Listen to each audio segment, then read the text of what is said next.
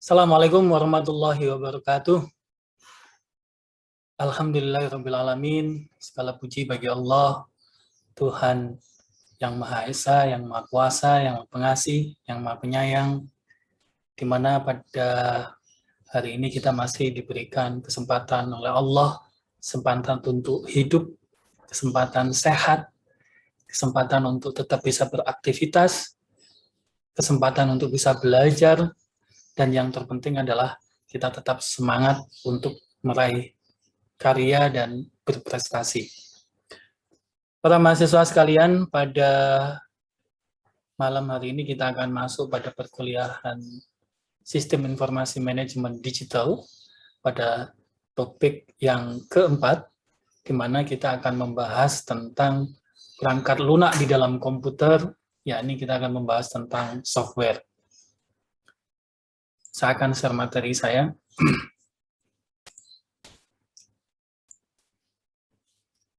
Jadi para mahasiswa sekalian, sebagaimana yang sudah kita pelajari di minggu sebelumnya, kita telah belajar tentang perangkat keras, yaitu komputer secara fisik. Pada pertemuan kali ini kita akan membahas tentang perangkat lunak di dalam komputer yang nanti kaitannya dengan pengembangan sistem informasi manajemen digital, atau yang kita kenal nanti perangkat lunak komputer itu kita kenal dengan istilah software. Software sendiri secara umum ada dua, yakni yang pertama adalah software yang bersifat sebagai aplikasi, dan yang kedua adalah software yang bersifat sebagai suatu sistem.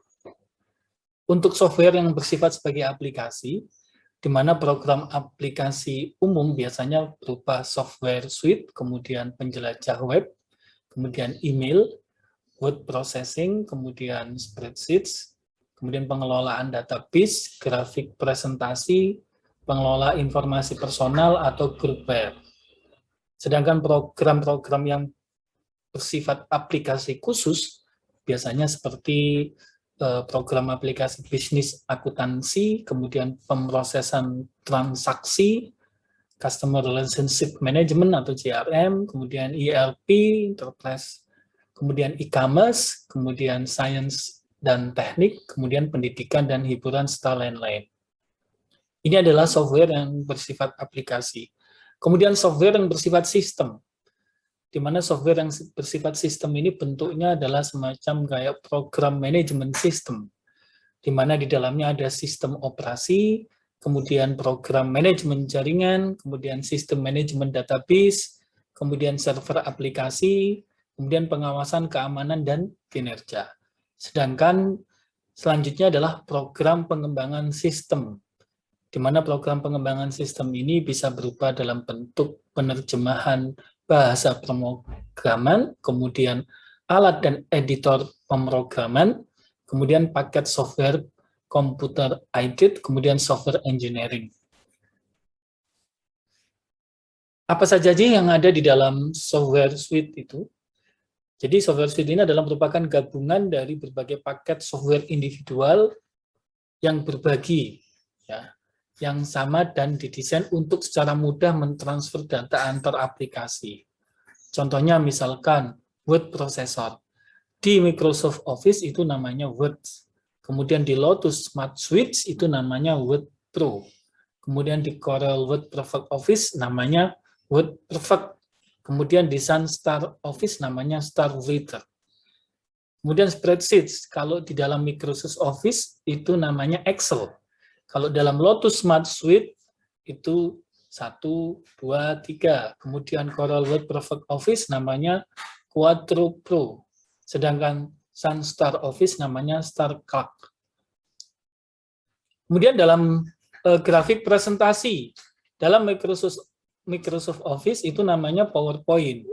Kemudian dalam Lotus Smart Suite namanya Freelance. Dalam Corel Word Perfect Office namanya Presentation juga. Dan di dalam Sunstar Office namanya Star Impress. Kemudian di dalam pengelolaan database, kalau di dalam Microsoft Office namanya Access, di dalam Lotus Smart Suite namanya Approach, kemudian di dalam Corel Word Perfect Office namanya Paradox. Kemudian dalam Sunstar Office namanya Starpiece. Sedangkan pengelolaan informasi secara personal, kalau dalam Microsoft Office, kita kenal dengan istilah Outlook. Ya. Di dalam Lotus Smart Suite, kita kenal dengan istilah Organizer, dan di dalam Corel Works Perfect Office, kita kenal dengan Corel Central, dan Sunstar Office, kita kenal dengan Star Schedule. Nah, apa saja kemudian di dalamnya? Di dalamnya ada yang namanya web browser. Apa sih web browser itu? Web browser itu merupakan satu paket software yang menyediakan interface pemakai untuk mengakses situs web internet, intranet, dan extranet. Makanya banyak sekarang aplikasi Android itu berbasis web ya. Contohnya juga aplikasi-aplikasi seperti Microsoft Explorer, kemudian Netscape, Navigator, dan lain-lain. Kemudian word processing. Jadi word processing di sini adalah piranti lunak yang memungkinkan pengguna untuk memanipulasi teks dengan menggunakan berbagai fitur penulisan dan pengeditan. Contohnya misalkan Microsoft Word, kemudian Lotus Word Pro, kemudian Corel Word Perfect ya. Kemudian juga spreadsheets ya. Ya, ini piranti lunak yang menggunakan isi baris dalam dan kolom yang berkode untuk menampilkan data numerik atau tekstual di dalam selnya. Contohnya Microsoft Excel, kemudian Lotus 1-2-3, kemudian Corel Quato Pro. Ya. Kemudian pengelolaan database. Jadi di sini adalah merupakan piranti lunak yang mendukung penyimpanan, penelusuran, dan manipulasi data yang berhubungan. Contohnya Microsoft Access. Jadi ini banyak sekali aplikasi-aplikasi software yang bisa kita peroleh secara mudah dan relatif lebih murah, bahkan bisa kadang-kadang gratis, contohnya melalui program-program yang diberikan oleh Microsoft. Apalagi Anda sebagai mahasiswa pasti punya license dari pihak kampus sehingga bisa menggunakan Microsoft secara gratis. Jadi situ Microsoft itu lengkap, ada presentation dalam bentuk PowerPoint, kemudian ada Words, ada Excel, ada Microsoft Access ya. Kemudian selanjutnya, bagaimana sistem operasi daripada program-program software tadi? Jadi program pengendalian sistem utama yang mengawasi keseluruhan operasi komputer, di mana mengalokasikan waktu CPU dan memori utama ke program-program, dan menyediakan antarmuka atau kita kenal interface antara pengguna dan piranti kerasnya. Di mana fungsi daripada sistem operasi itu meliputi dari satu user interface. Jadi di sini memungkinkan kita berkomunikasi dengan sistem operasi agar kita dapat memasukkan program, akses file, dan menyesuaikan tugas lainnya. Kemudian yang kedua adalah pengelolaan sumber daya. Di sini untuk mengelola hardware dan sumber daya jaringan dari sistem komputer.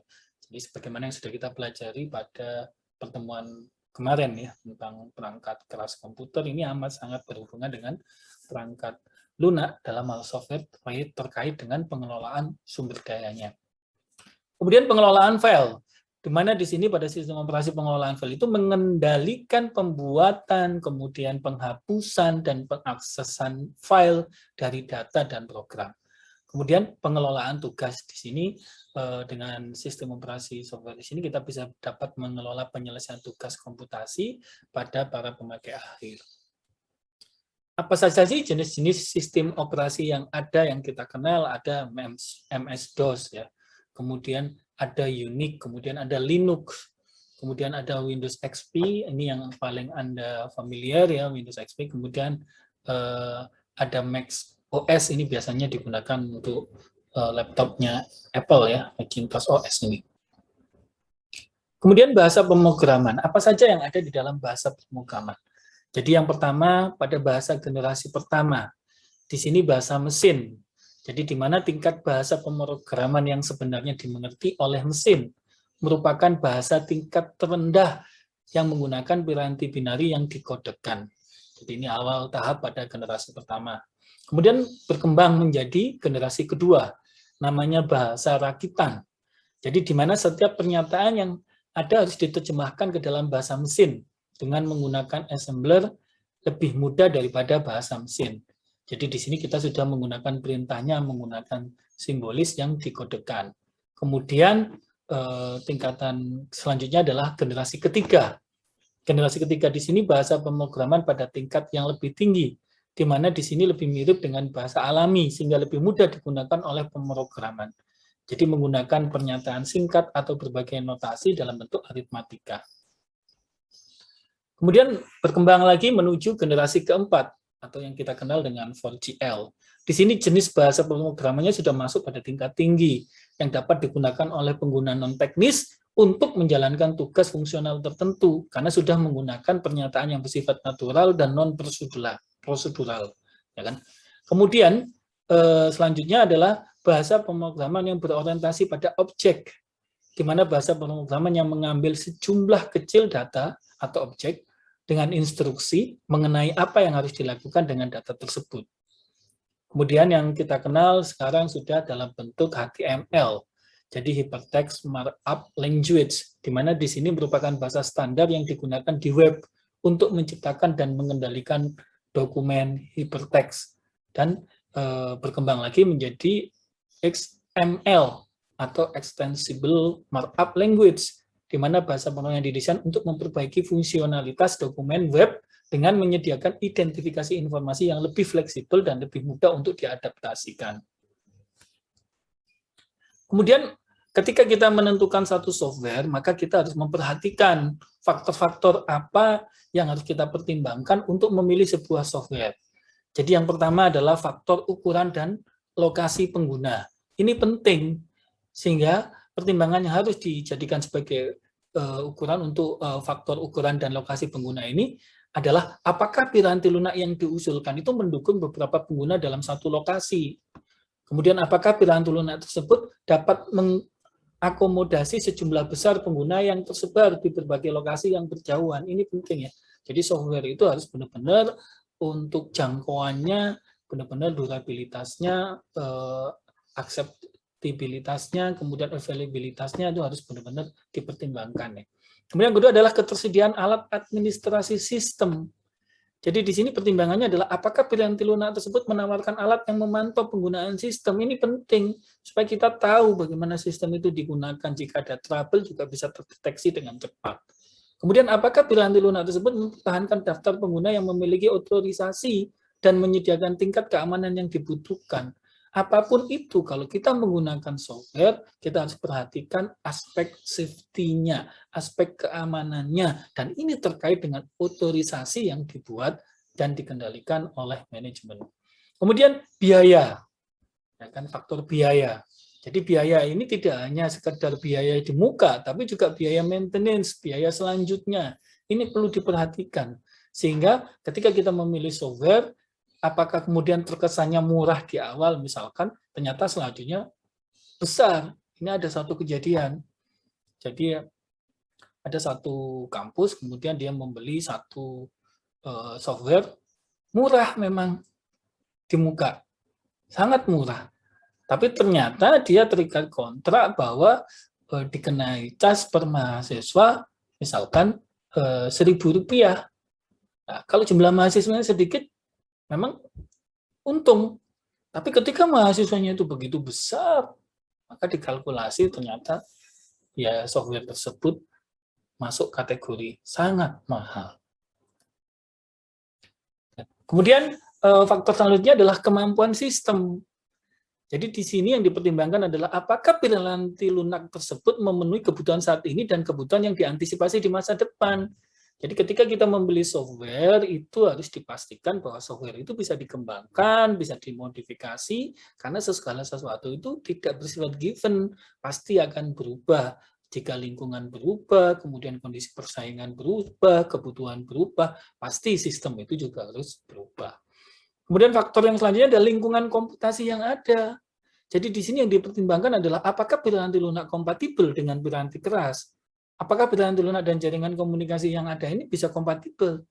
Jadi ini penting. Jadi tidak sekedar kita kemudian beli software, tapi kita tidak memperhatikan ternyata software itu tidak kompatibel dengan piranti keras atau komputer yang kita miliki, ya percuma, ya kan? Akhirnya software tidak bisa dijalankan. Kemudian yang selanjutnya adalah keterampilan teknis di dalam perusahaan. Jadi ini penting. Kalau kita misalkan membeli satu software, kemudian orang teknis di dalam perusahaan kita atau organisasi kita itu tidak ada yang mampu sehingga kita harus tergantung dengan pemilik vendor software, ya ini nanti bebannya juga akan semakin besar dan menjadi tidak efektif dan tidak efisien juga nantinya. Jadi ini perlu dipertimbangkan ya. Jadi ini para mahasiswa sekalian, pada pertemuan yang keempat tentang perangkat lunak komputer atau yang kita kenal dengan istilah software yang bisa saya jelaskan. Selanjutnya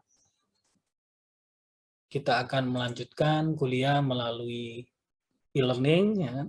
Silakan Anda diskusikan dengan para mahasiswa tentang apa yang sudah saya jelaskan pada hari ini tentang perangkat lunak komputer atau software.